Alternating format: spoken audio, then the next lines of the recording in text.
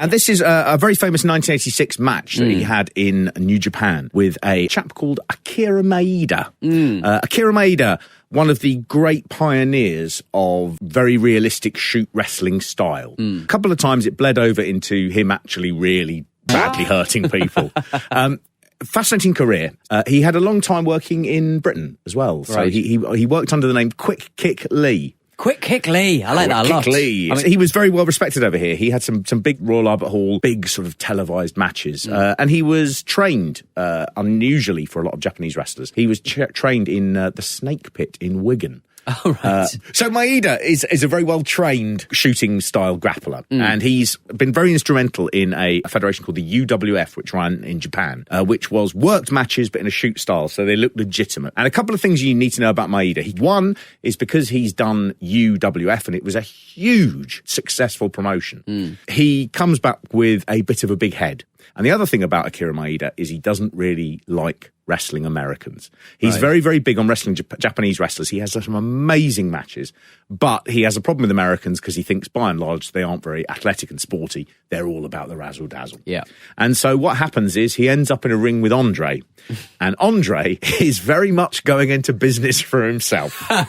Who knows what goes through the mind of a giant? Yes. Mainly booze. It's mainly what's going through his liver right now, because he is a drunk. This is a long match, and this is 1986, so this is the time of WrestleMania 2. Yeah. And Andre is beginning to physically decline. He's no longer the spry giant that actually we've never seen. He was yeah, he spry ran in the late ring 60s. like the Ultimate Warrior, didn't he? So many times. Wow. He moved very quickly when he was rolling off something. That was about it. And they had this match, and it goes really wrong from the start. And Andre comes out, and he is not cooperating. Yeah. There are lots of different reasons why this might have been. One of them is that he was very, very drunk. Yeah, I mean, that would be the thing that I would go for, because he is very, very drunk. He certainly looks drunk, but the problem is, as a big giant who's beginning to break down physically, there's a chance he's just breaking down physically. And that looks a lot like being drunk. But what happens is Maeda and Officer. They Officer. I am breaking down. Will you blow into this bag for life, sir? They start the match, and what's fascinating about it is Maeda is often painted as the bad guy in this match. That he's the guy who begins shooting to make a name for himself. And it becomes really apparent when you watch it. Maeda is trying to do a pro wrestling match. No, yeah, exactly. And Andre grabs him and squashes him like an accordion. It's fucking terrible. And Maeda just goes into a little ball. And again and again, he gets up, and they're just circling each other. And you can see Maeda thinking, what is happening here? Yeah. And what you have, essentially, is you have Moby Dick in the middle of the ring, just waiting to get near enough to you so that he can squash you like an accordion again. そしてまた UWF の若大将として勝ち負けこの辺に関してでもシビアにアンドレに対して一泡も二泡も吹かそうという It's not really edifying. It's kind of like you just have a situation where Andre doesn't want to work, and when you've got like a small guy who doesn't want to work, he can probably kind of get away with just really hurting him. Because it's a giant who's just not used to moving anywhere, like it just looks weird. It's like trying to wrestle a shed. Like you can't really do it. Entirely. And Maeda, I think, has that fascinating thing, which is Andre's picked the wrong person to fuck about with, because Maeda knows enough techniques.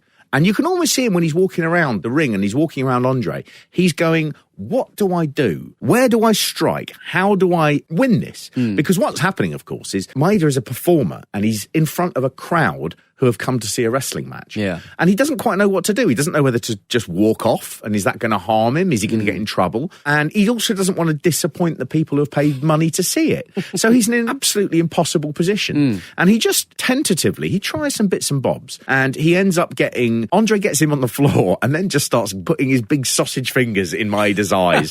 It's all going horribly wrong. They're just rolling around. And Maeda eventually works out a technique, which is just to hack away at Andre's legs, to come in and to go out, to come in and go out. And Andre spends 26 minutes not realising that the ticking clock is not his friend.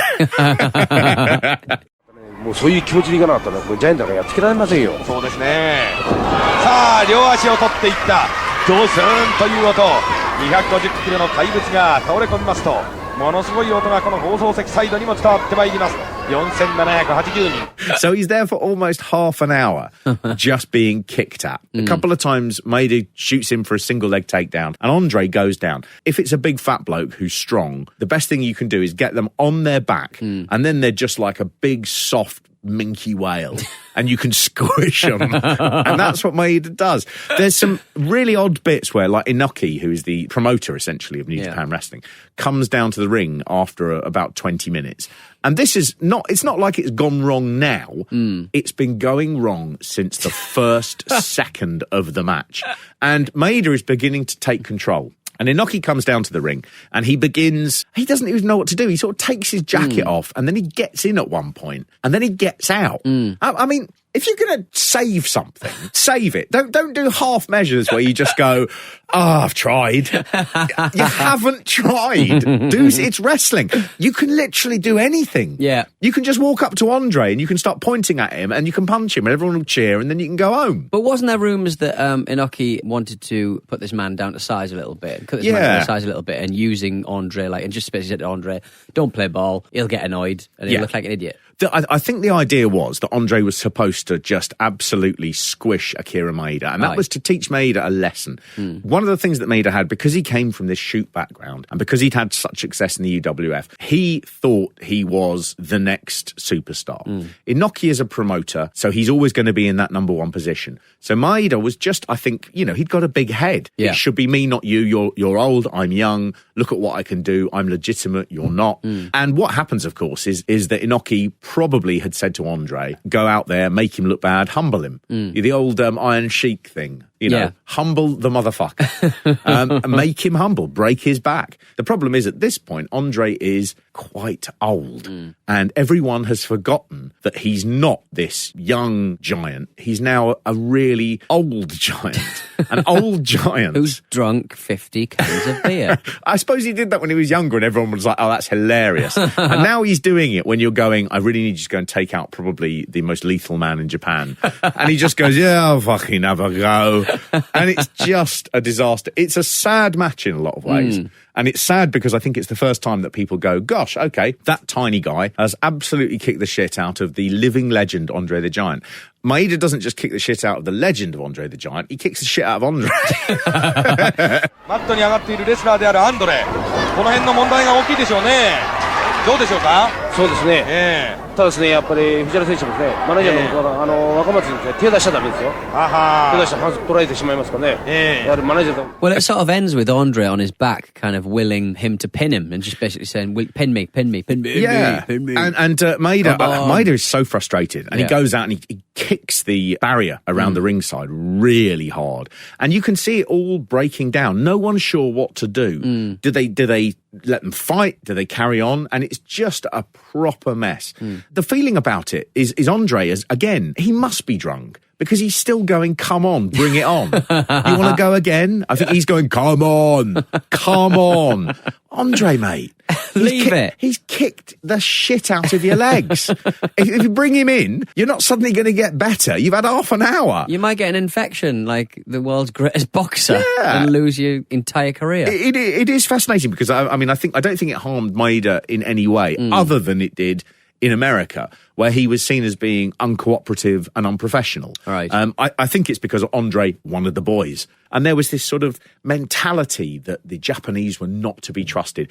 Wrestling parlance, for many years, a sneak attack was called a Pearl Harbor. Yeah. That was sort of rooted in the American psyche, that the Japanese were sneaky and that they were not to be trusted. And you see that in the way that the West really reacted to Maeda. Maeda didn't help his case by, over the following years, doing stuff that was really unprofessional, where he shot on people. Right. So in a match a couple of years later, maybe 87, he ends up doing a sort of a kick in the face of a guy called Riki Chosu during a huge UWF versus New Japan program. And he broke Riki Chosu's orbital bone. And it seemed like it was an entirely unpulled kick. Chosu himself had his hands down. I think he had someone, a scorpion deathlock, move that he popularised. And he just got kicked in the face. There's also a horrible video of a bit later on where there's a young wrestler who's called Wataru Sakata. And he had a match that Maeda, who was in some position of power in the organisation they were in, he thought it was too short. And Sakara was doing an interview afterwards being, a bit sort of like, oh yeah, well, I went out there and Maeda just beats the shit out of him on camera. And it's really? A horrible, violent mugging. It's really unpleasant. So Maeda does have an element, whether or not it was his experience with dealing with people like Inoki and the shoot style that ended up making him bitter and strange. I'm not quite sure. It's a sad match in a lot of ways, to see Andre. I think not even so much that he gets beaten, but that he doesn't realise he's been so roundly beaten. Yeah. And I think if he was there to be a henchman to squash someone, which is what an evil giant should do, and make no mistake about it, in the ring, he is being an evil giant. He's got his little teeth. He looks devilish. And it's just sad that even when he's going flat out to try and squash someone half his size, it all goes horribly wrong. Oh, and he ends up on his back like a turtle. He does. Poor lad. I know, great big big lad. lump. Oh.